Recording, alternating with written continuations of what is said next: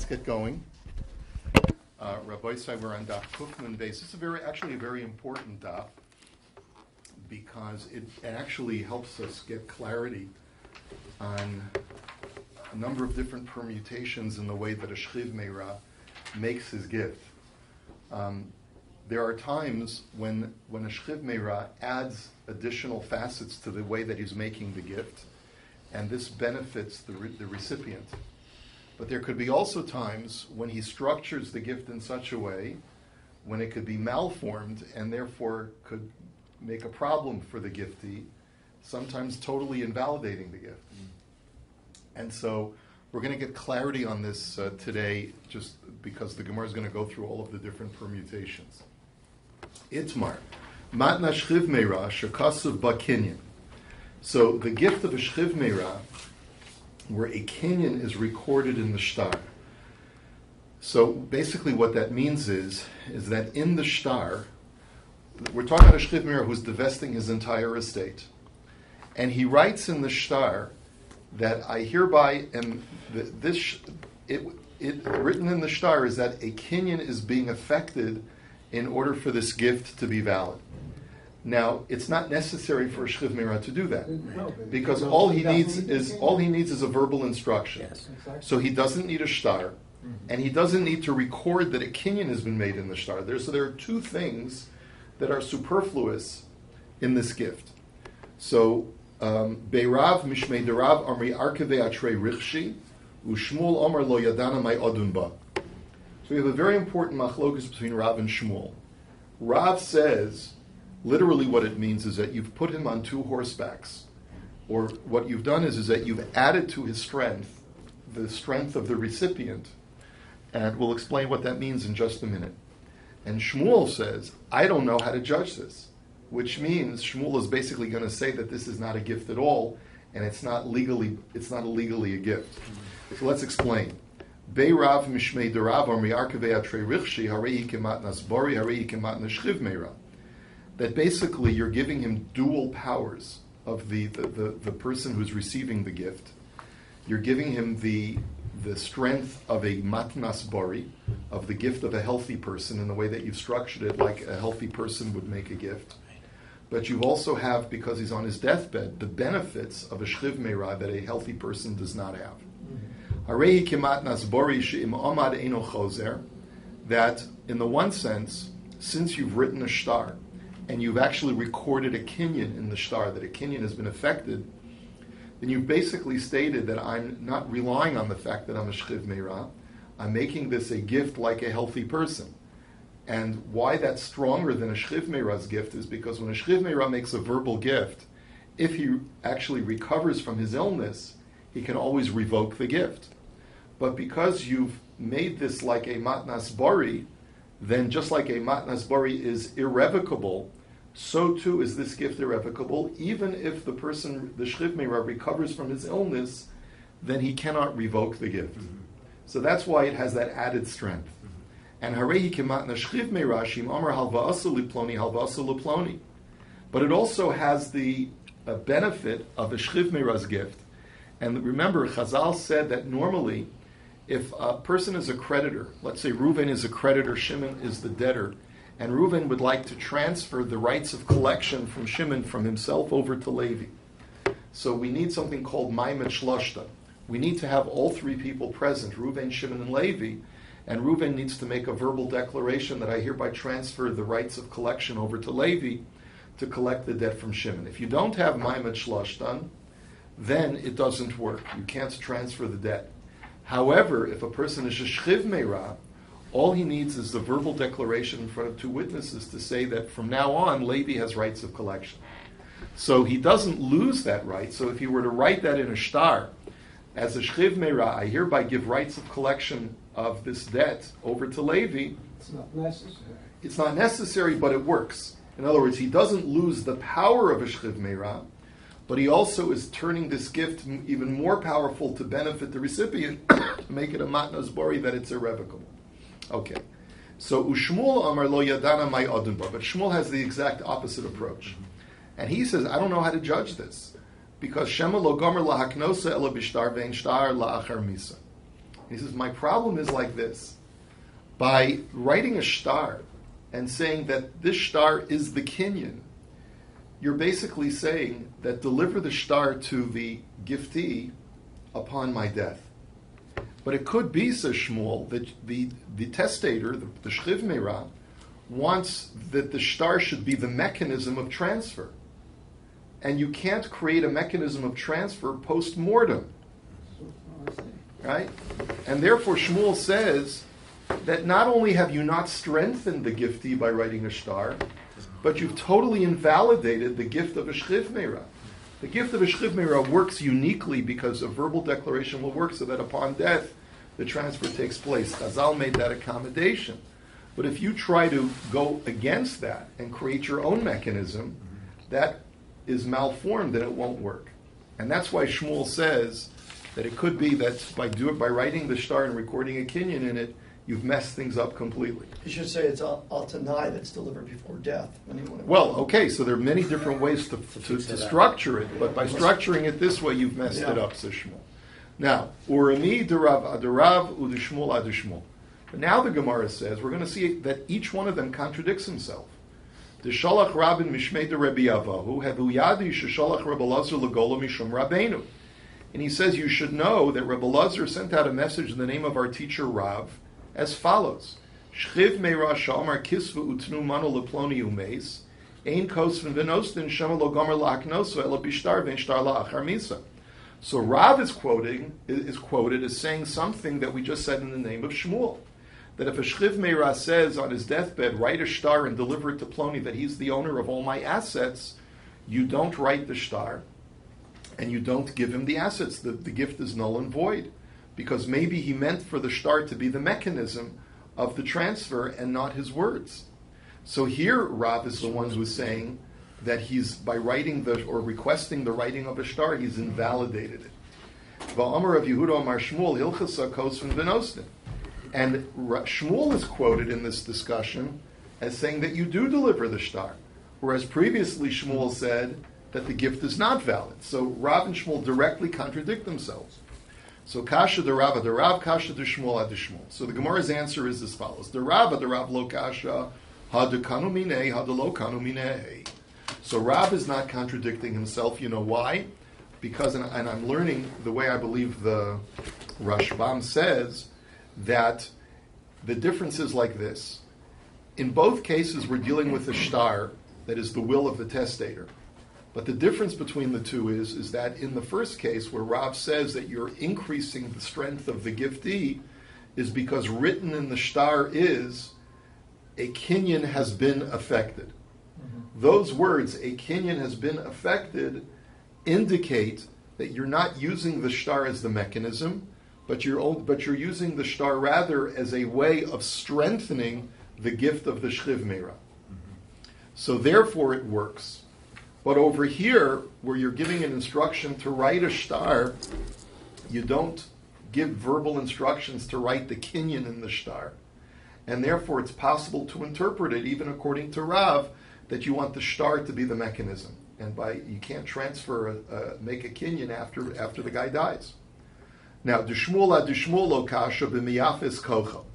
And why is Shmuel not contradicting himself? Previously, Shmuel says it doesn't work, because Shmuel says in the previous case the verbiage was malformed. Here, as we'll see, the Gemara will tell us how to structure the verbiage. That's why what I was addressing Rabbi subtly, right? If you structure the verbiage correctly, even Shmuel will agree that a shtar will actually ameliorate the gift instead of detracting from it. Mm-hmm. So Yosef Rav Nachman Bar Yitzchak Chachori de Rav, the Yosef Rabba Kamei de Rav Nachman. So the Gemara tells us that in the Beis Medrash, Rav Nachman Bar Yitzchak was sitting behind Rava, or standing behind Rava, and Rava was standing in front of Rav Nachman. And Kaboy Minei Mi Amar Shmuel Shemalomar Gomer La'aknos Elo Bishtar V'Ishtar La'achar Misa. And Rava asked Rav Nachman the Rebbe, he said, how can Shmuel have been quoted as saying that a shtar will not work because maybe the shchiv meirah meant for the shtar to be the mechanism, and therefore the whole thing is null and void. V'ha'amar Rav Yehuda Amar Shmuel shchiv meirah shekasav kol nechasav la'acherim afal pi shekanu miyado amad chozer biyadua shelo hayakinin ela machmas hamisa. He says, but Shmuel is quoted as saying not that way. Shmuel is quoted as saying that if a Shchiv Meirah writes a shtar, and even though the kinyan is written in the shtar, if the Shchiv Meirah recovers from his illness, he's allowed to withdraw the gift. He's allowed to revoke the gift. Because he only means the gift to be binding if he dies. Right? But what does that imply? That if he does die, then the gift is a valid gift. And you're telling me that Shmuel says that anytime you write a shtar, the gift is not a valid gift because maybe the shtar is the mechanism, and therefore the mechanism can't work. But Shmuel says over here that the mechanism can work, that it's a valid mechanism of kinyan, and you don't view the shtar as the mechanism, but you rather view the shtar as a raya to the valid mechanism of the gift of a shchiv meirah. So va'achvilei biyadi v'ishtik. So Rav Nachman just waved him off with his hand and was silent. Or it could be that the word v'ishtik is going on Rava, that Rava was silent, and meaning Rava accepted the answer. So what does this all mean? So Kikam, Amar Rav Nachman bar Yitzchak l'Rava mai achvilach. So when they disbanded, so Rav Nachman bar Yitzchak, who's the student, turns to Rava, who was asking the question, and he said, I noticed that Rav Nachman just waved you off, saying, this is not a question. So what did he mean by that? What was his answer? So Amar lei b'miyafa es kocham. And the answer is, said Rava, what he meant to tell me is that it depends on how you construct the verbiage in the shtar. If you construct the verbiage in the shtar in such a way that it ameliorates the strength of the giftee, then the shtar is a good thing. It'll help. Right? And that's what Shmuel would agree to. Even though Shmuel normally holds that with writing a generic shtar, that all my assets go to Ploni, and then you say, write that shtar, or give him the shtar, right, and then the guy dies, then it's not going to work according to Shmuel. But what if you construct the verbiage in the shtar in such a way that it's clear from the verbiage that the shtar is not the mechanism, and that he wants the verbiage of a shchiv meirah to be the mechanism, then Shmuel will agree that that works. And so, heichi dami miyafis kochel. So what is the proper construction of verbiage? Amar Reb Chizda v'kanina minei moisif al matnasada. That you say as follows: the kinyan that is contained in the shtar is an addition to the gift of a shchiv meirah. By writing that it's an addition to, that it's coming to add to, support, and augment the gift of the shchiv meirah, so then even Shmuel would agree that that works. The only thing that Shmuel says, though, is that because it is self-evident that he's only making this gift because he believes he's going to die, if he recovers, so then he can withdraw the gift. Okay? I would think the easiest thing to do is say that I give you this whether I recover or don't recover, and that would make it irrevocable. Right. But that's not what Shmuel is advocating. Shmuel is saying that a shchiv meirah wants to make the gift, but he wants it to be revocable in the event that he recovers. He still wants to keep that. But he also wants to strengthen the rights of the recipient so that if he does die, he doesn't want the heirs to start fighting with him.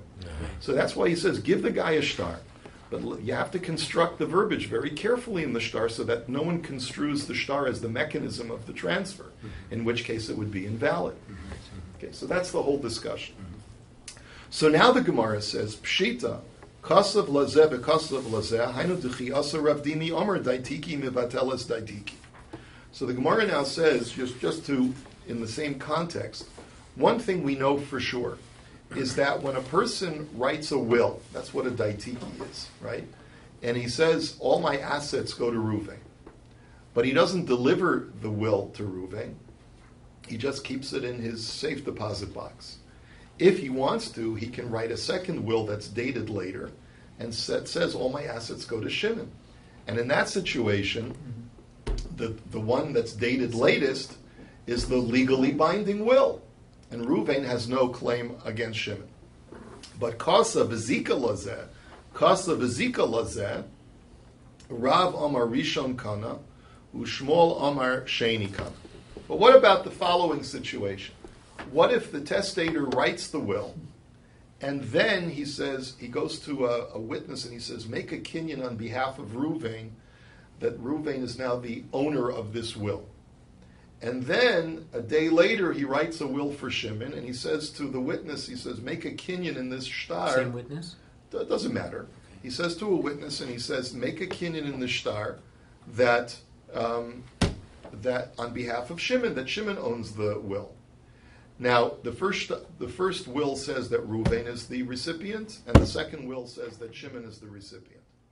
So the question is, does he have a right to nullify the first will or not, in light of the fact that he has created a zuchus, a zikoi, to the first recipient or not? So Rav Amar Rishon Kana Harehi Kimat Nasbari, Ushmuel Amar Sheni Kana Harehi Kimat Nashchiv Meira.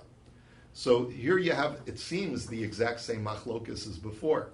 Rav says that the writing of the shtar is there purely to augment the rights of the recipient, and by doing a zikoi, by transferring it, it's like making a kinyan in the shtar, recording a kinyan in the shtar, and therefore, just like before, Rav said that it's an ironclad gift and it's like a matnas bori, and therefore it's totally irrevocable. So too over here, the first will is totally irrevocable, and therefore whatever he writes for Shimon is legally null and void, and Reuven is the recipient of his entire estate.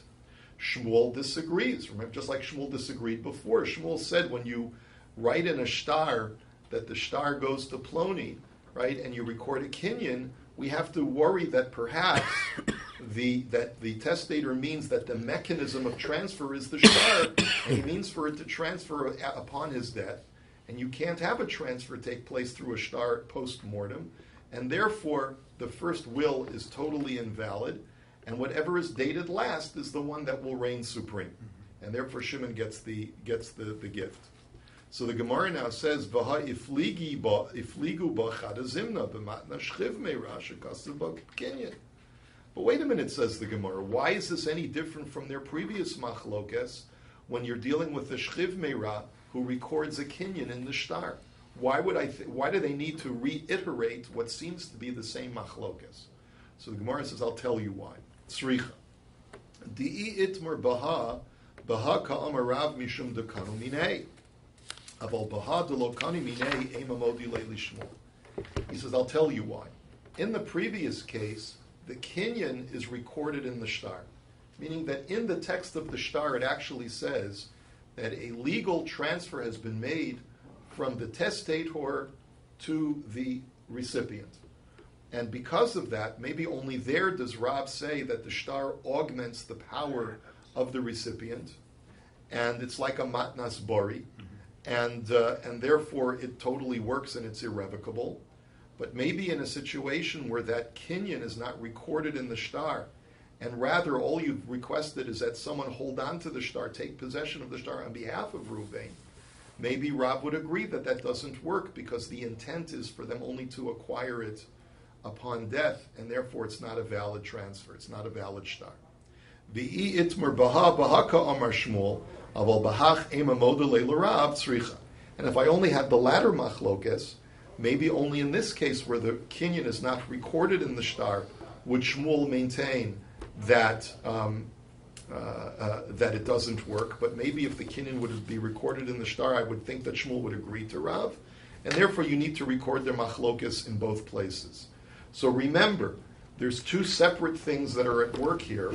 One is where the kinyan is actually recorded textually in the shtar.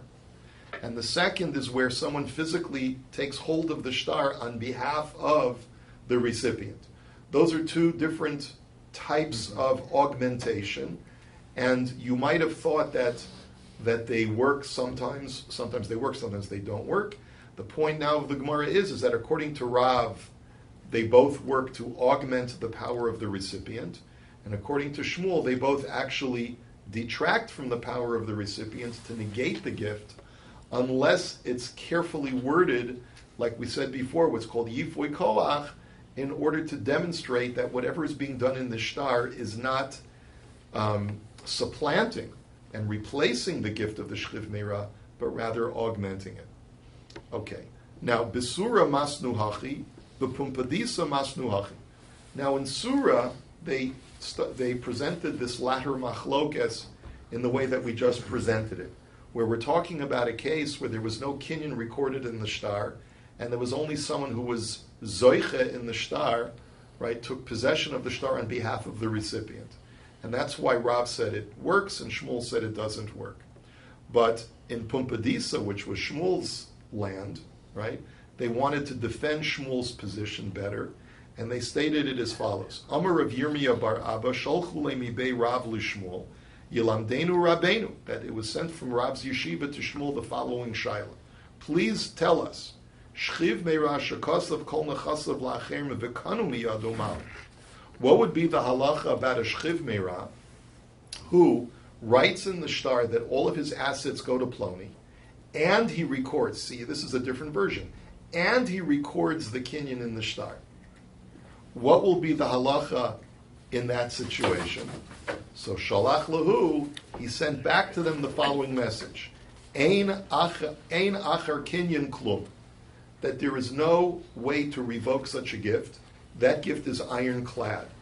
And the way we'll have to explain it is that he wrote in the shtar that, in other words, this is a question of, can he revoke, if he, let's say, said that all my assets go to Reuven, can he revoke it afterwards and give it to Shimon instead? And Shmuel said, no, it's totally irrevocable. Now, Savar Minei, Hani Mili La'acher, Avo La'atzmo Lo, but Amar Lahu Rav Chizda, Ki Asar Rav Huna Mikufri Pirsha, Bein La'atzmo, Bein La'acher.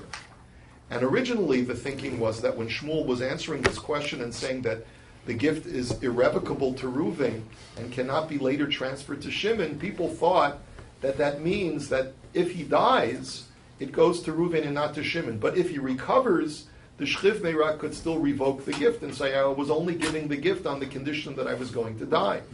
But it was later clarified that according to Shmuel, you've so much augmented the power of the recipient by making the shtar into a matnas bari, into the gift of a healthy person, that it's totally irrevocable, even if the Shchiv Meirah recovers. And the way that the Rashbam explains it is because we're talking about a case where the shaila was presented in such a way where there was yifoy koach, where there was the carefully constructed verbiage in the shtar to indicate that the shtar was not supplanting the verbal instructions of the Shchiv Meirah, but rather the mechanism of transfer was the verbal instruction of the Shchiv Meirah, and this only augments that gift to basically state that I am also making it into a matnas bari as well.